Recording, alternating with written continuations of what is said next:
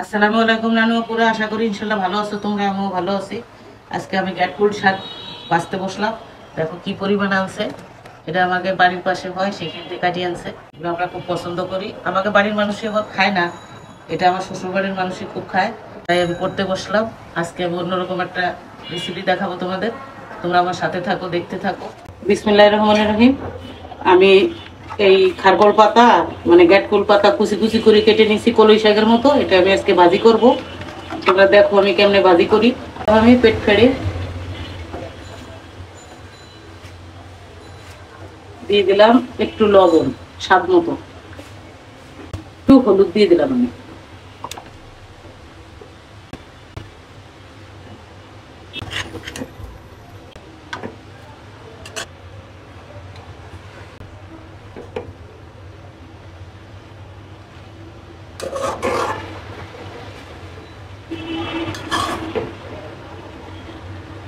আমি একটু রসুন থেতলে দিলাম, মানে ছেঁচে দিলাম, আমার ছেঁচনা আছে সেটা দিয়ে।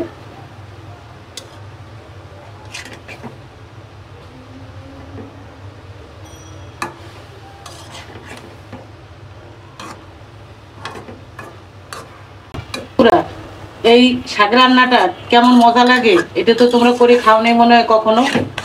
আমরাও খুব কম খাইছি এটা, আমি আমার শাশুড়ির কাছ থেকেই খাইছি, আর কোনোদিনও রান্না করিনি। আমার ছেলেমেয়েরা আমাদের খাই, ছোটবেলায় দু একজনে খাইছে বড় যারা, কিন্তু আর কেউ খাই নাই। আমি মনে হয় যে 30 বছর পরে আজকে রান্না করলাম। তা তোমরা দেখো, তোমাদের সাথে শেয়ার করি। সবসময় আমরা ভর্তা খাই, কিন্তু এরকম করেও খাওয়া যায়। ইলিশ মাছ দিয়েও খাই ভাজি করি, আবার ইলিশ মাছের সুপা চাপি মাথা মুথু দিয়ে, তারপরে আবার চিংড়ি মাছ দিয়ে, এই দুইভাবে আমি খাইছি ওনার কাছ থেকে।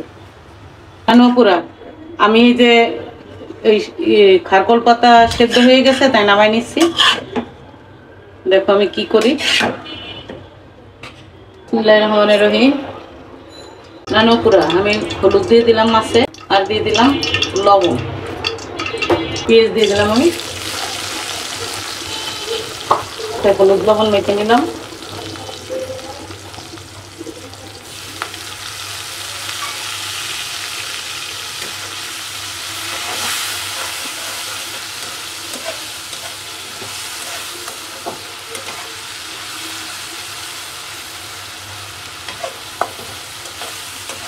পুরা এখন আমি এই যে খারকল পাতা দিয়ে দেবো।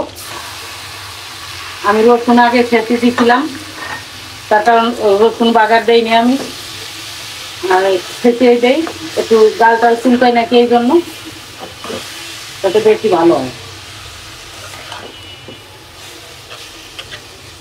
সবকিছুতে রসুন বাগার দিতে হয় না, অন্য অন্য স্বাদ নষ্ট হয়ে যায়।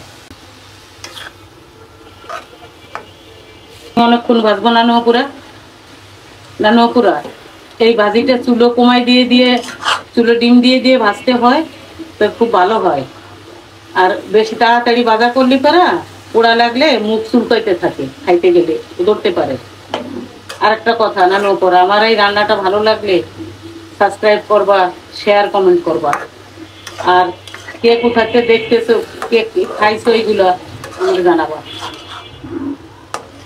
পুরা নামানোর আগে আর একটু রসুন দিলাম। রসুন দেওয়াতে কি হয়, যদি মুখ চুলকানের ভয় থাকে তাহলে রসুনটা একটু বেশি দিলি খাইতেও স্বাদ লাগে, আবার মুখও চুলকায় না। কিন্তু অ্যাকচুয়ালি আমার মুখ চুলকায় না কোনো সময় কচু জাতীয় কিছু খাইলে।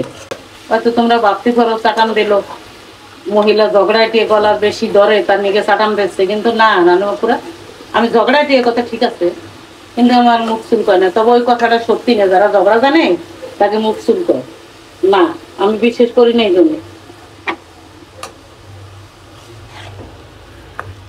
তার কারণ হলো কি, আমি তো ঝগড়াটি এটি আমি জানি কেন, আমার এত নাতি পোতা, তারপরে নাতি বউগির সাথে আমার একটু ঝগড়া লাগে, পোতা বউগির সাথে লাগে, নাতি কি হাজবেন্ডের সাথে আমার একটু লাগে। আমার তো লাগাই খাইতে হয়, না হলে তো হয় না, আমার দিন যায় না নাকি। আমি খুবই ঝগড়াটি, এত মানুষের সাথে আমার টিকে থাকা দায় নাকি।